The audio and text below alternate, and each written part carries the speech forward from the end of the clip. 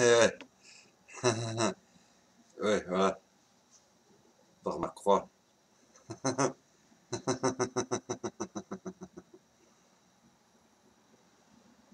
Par ma croix. Ouais, voilà, la remettre bien droite. Non, voilà. Hein. Il y a des dogmes catholiques auxquels je ne peux pas croire, mais il y a des dogmes protestants auxquels je ne peux pas croire non plus. Les dogmes catholiques auxquels je ne peux pas croire, c'est... En fait, c'est ça, c'est pour ça que je me définis plus comme un protestant érasmien que comme un protestant luthérien ou calviniste. C'est plus de l'école d'Érasme, le libre examen, l'humanisme, le libre examen, l'école d'Érasme, la vraie école d'Érasme, l'école française de la réforme, du début de la réforme, du début de la réforme, qui a initié la réforme, les réformes, toutes les réformes postérieures, celles de Luther et de Calvin. C'est Érasme qui a commencé le premier. Et je suis plus dans l'école d'Érasme, qui est, en dehors de tout dogme, laisser l'Église invisible s'exprimer. C'est-à-dire l'Église invisible, tous ces gens qui croient en Dieu et en Jésus, mais n'acceptent aucun dogme d'aucune Église et donc ne vont pas à l'Église.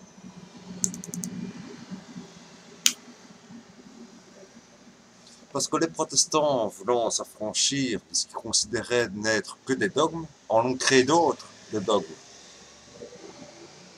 Et c'est un lourd problème. C'est un lourd problème. Ils ont créé des superstitions propres à eux aussi. Par exemple, la prédestination. S'il y a prédestination, cela signifie que nous ne sommes pas libres. Or, Dieu nous a laissés libres, c'est écrit dans la Genèse. Sinon, pourquoi aurait-il mis l'arbre du fruit défendu en plein milieu de l'Éden s'il ne nous avait pas laissés libres? Voilà. Il nous a laissés libres de lui obéir et de lui désobéir. C'est nous qui faisons ce choix. Ce choix. C'est nous qui nous bénissons, qui nous malédictionnons. Si j'ose utiliser ce néologisme de malédictionner. C'est nous qui sommes, qui nous bénissons, nous faisons malédiction. C'est pas Dieu qui le fait dès notre naissance. Il y a une certaine prédestination parce que certains hommes ont été prédestinés à être quelque chose, à être prophète, à être roi. David, Salomon, Jérémie, prophète, Jésus, Messie, dès leur naissance. Mais en dehors de ces cas extrêmes, il n'y a pas prédestination, qui est le dogme des protestants. De dire il y a prédestination et la preuve est que si vous travaillez et que vous devenez riche, c'est que vous avez été béni par Dieu et vous aurez accès au paradis. C'est pas ça qui te donne accès au paradis. C'est ce que tu fais avec ton argent qui te donne accès au paradis. T'as beau travailler et devenir riche, ce qui compte, c'est pas ça. Ce que disent les protestants et principalement les protestants évangélistes qui disent si vous êtes riche, c'est parce que vous l'avez mérité par Dieu et Dieu vous a récompensé de votre foi. Non, c'est pas ça. C'est pas ça. C'est faire de ma foi. Je ne suis pas pardonné par ma foi, comme le dit Saint Jacques dans l'Épître. Montre-moi ta foi sans les œuvres, et moi je te montrerai la foi par mes œuvres. Donc c'est bien les œuvres qui déterminent la foi, et non la foi en elle-même. La foi en elle-même n'est pas suffisante. Ce qui est comprouvant, c'est ce que tu fais de ta foi au travers de tes œuvres, tout simplement. Donc c'est pas gagner de l'argent qui compte, c'est faire ce que tu fais avec. Et Bill Gates a bien compris, il est l'homme le plus riche du monde, mais il ne garde pas cet argent pour lui dans sa poche, ni pour sa famille dans sa poche. Il va en Afrique et il fait des programmes contre le paludisme et contre tout ça. Lui, c'est un vrai protestant et c'est un vrai chrétien. C'est pas seulement un protestant, parce que s'il était protestant, il se contenterait de gagner son argent et de dire je suis béni et voilà, je ne fais rien. J'ai plus rien à faire, je suis béni. C'était la théorie calviniste, à laquelle s'est laissé convaincre Luther. Au début, il n'était absolument pas convaincu de ça, Luther, mais Luther s'est laissé convaincre par cette doctrine calviniste de la prédestination et du bienfait de l'argent en lui-même, ce qui est un tort énorme.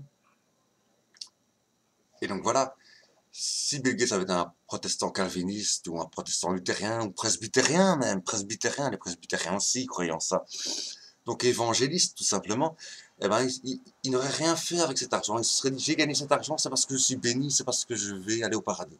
Non, il ne s'est pas dit ça. Il s'est dit, j'ai gagné de l'argent, il faut que je fasse quelque chose de bien avec pour aller au paradis. Sinon, je n'irai pas au paradis. Ce n'est pas l'argent qui me garantit le paradis, c'est ce que je fais avec mon argent qui me garantit le paradis.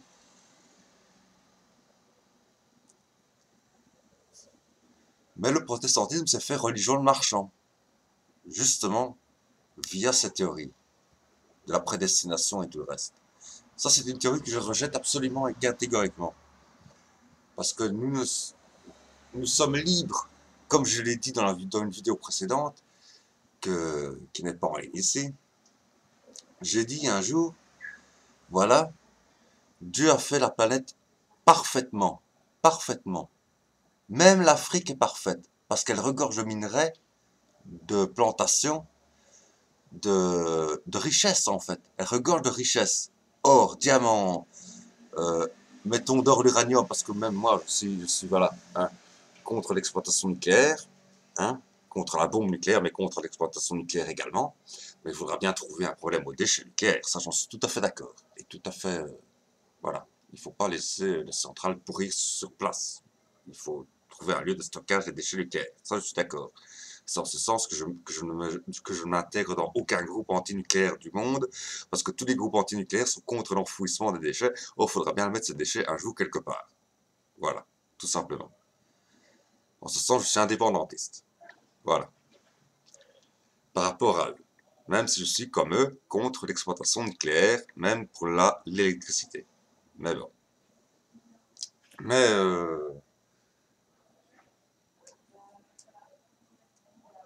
donc Dieu a bien fait le monde, même l'Afrique, même l'Asie, même l'Amérique du Sud, sont bien faites, regorgent de richesses. Seulement, la seule chose qu'il faut, c'est pas que les Occidentaux payent encore plus cher ce qu'ils achètent à l'Afrique. Ils le payent déjà assez cher maintenant. Ce qu'il faut, c'est que les dirigeants de là-bas mettent la main, au lieu de mettre tout dans leur poche, redistribuent au peuple. Au lieu de faire ça, ils disent « Ah non, c'est la faute à la néocolonisation, c'est les Occidentaux qui nous prennent tout. » Et pendant ce temps-là, on voit ces dirigeants africains rouler dans des grosses bagnoles, faire des fêtes de luxe dans des villages gigantesques. Et ils disent tout le temps « Ah non, c'est la faute à la néocolonisation. » Toujours la vieille excuse. Mais non, c'est fini la néocolonisation. Maintenant, c'est eux qui prennent l'argent et qui se le mettent en poche. S'ils avaient un temps un peu de responsabilité dans leur tête, ils redistribueraient pour donner à manger à l'ensemble de leur peuple. Certes, ils le font avec la complicité des grands dirigeants occidentaux, qui les acceptent par exemple au Grand Orient de France. En une soirée, un passage de 3 grades, du grade d'apprenti au grade de maître, avec patente pour créer une loge en leur pays d'origine, lorsqu'ils y retourneront, en une seule soirée. Pourquoi est-ce qu'ils passent tous par Paris, vous croyez? Pour ça, pour être acceptés par le Grand Orient de France, pour rien d'autre. Pour rencontrer les grands qui comptent dans le monde au Grand Orient de France.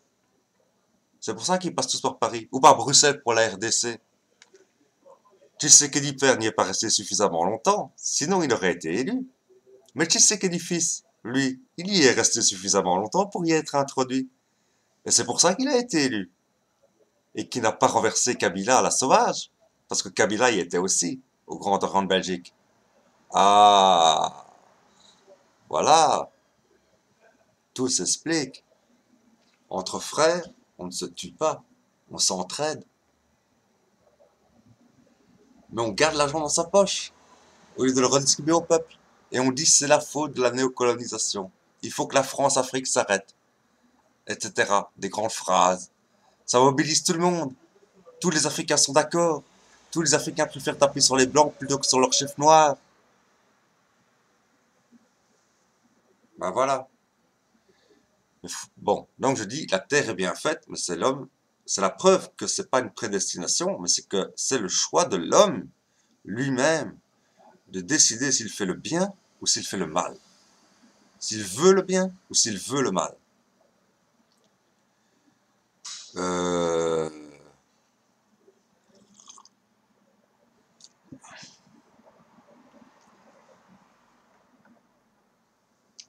Donc, je suis contre beaucoup de dogmes catholiques, mais également contre beaucoup de dogmes protestants.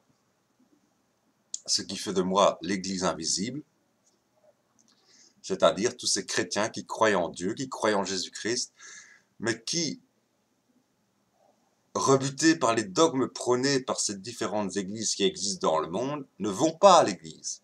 Parce qu'ils ne s'y trouvent pas leur place. Ils n'y trouvent pas leur place. Ils disent, si je vais dans cette église, je suis obligé d'accepter tous les dogmes qui sont des dogmes humains et qui ne sont pas écrits dans la Bible. L'Assomption de Marie. Dans quel passage de la Bible c'est écrit? Nulle part. On le sait bien. Alors voilà. C'est tout simplement. Et la prédestination, où c'est écrit dans la Bible? Pas nulle part. On le sait bien aussi. Dans le Nouveau Testament, en tout cas, dans nulle part. La seule prédestination qui est écrite, c'est dans le judaïsme, et ça concerne seulement les prophètes et les rois. Et le Messie, bien entendu. Ce qui conjoint, ce qui donne suite au Nouveau Testament, dans la logique même de l'Ancien Testament, à la suite de l'Ancien Testament. C'est la logique même. Ça, c'est tout à fait logique. Mais sinon, en dehors de ça, il n'y a pas prédestination pour le commun des mortels. Donc voilà, c'était ma première prêche aux agents du FSB, Funky Sisters and Brothers, et pas FSB russe. Ah bah oui, Funky Sisters and Brothers, et pas le FSB russe. Malgré que j'ai un site qui s'appelle Novichok. Belle blague aussi ça, hein. Ouais, elle est bonne. Bon, allez, ciao.